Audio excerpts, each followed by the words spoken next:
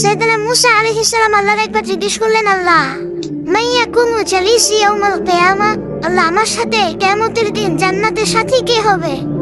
আল্লাহ বললেন, জালিসুকা ফিল জান্নাতি জাজ্জা, তোমার সাথী হবে কিয়ামতের দিন বিচার শেষে জান্নাতে যখন ঢুকবে তোমার সাথী হবে একজন কসাই।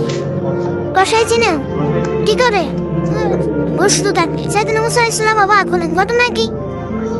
কসাই? আমি হলাম নবী আর আমার সাথে জান্নাতে থাকবে? হাউ কাম ইটস পসিবল, এটা কিভাবে সম্ভব?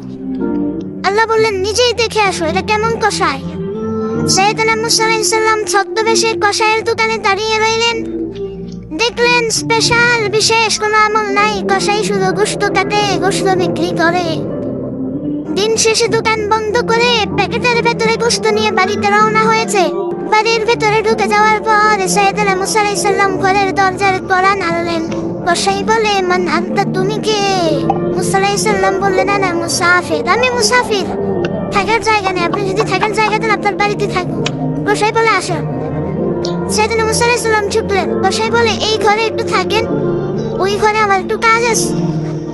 মুসা আলাইহিস সালাম বললেন, যান কাজ সেরে আসেন। মুসা আলাইহিস সালাম খেয়াল করলেন ওই ঘরে মাচার উপর থেকে বয়োবৃদ্ধ এক নারীকে তিনি নামিয়ে গোসল করালেন, টাওয়াল দিয়ে গা মুছিয়ে দিলেন, নতুন জামা পরিয়ে দিলেন।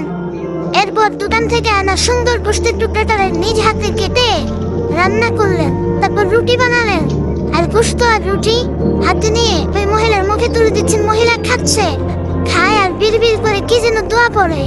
সুবহানাল্লাহ বলবেন না? ওই মহিলাকে খাওয়ানোর পরে কসাই সাইয়েদনা মুসা আলাইহিস সালামকে মেহমান হিসেবে খাবার নিয়ে আসলেন।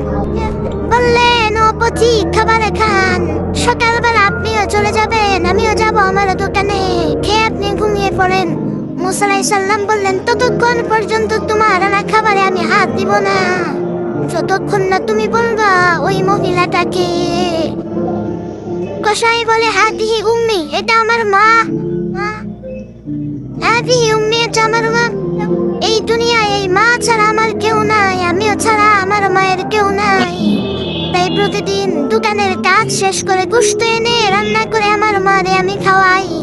হাদিহি উম্মি, এটা আমার জনম দুঃখিনী মা। সাইয়েদনা মুসা আলাইহিস সালাম, বুঝলাম তোমার মা, কিন্তু তুমি যখন রুটি তোমার মায়ের মুখের ভেতরে তুলে দিচ্ছিলে, তোমার মা বিড়বিড় করে কি যেন পড়লো, কি পড়ে তোমার মা? তোমার মা? কসাই বলে, আমার মায়ের একটা পাগলা দোয়া আছে। কি দোয়া? আমি জানি কশিন কালো এই দোয়া কবুল হবে না।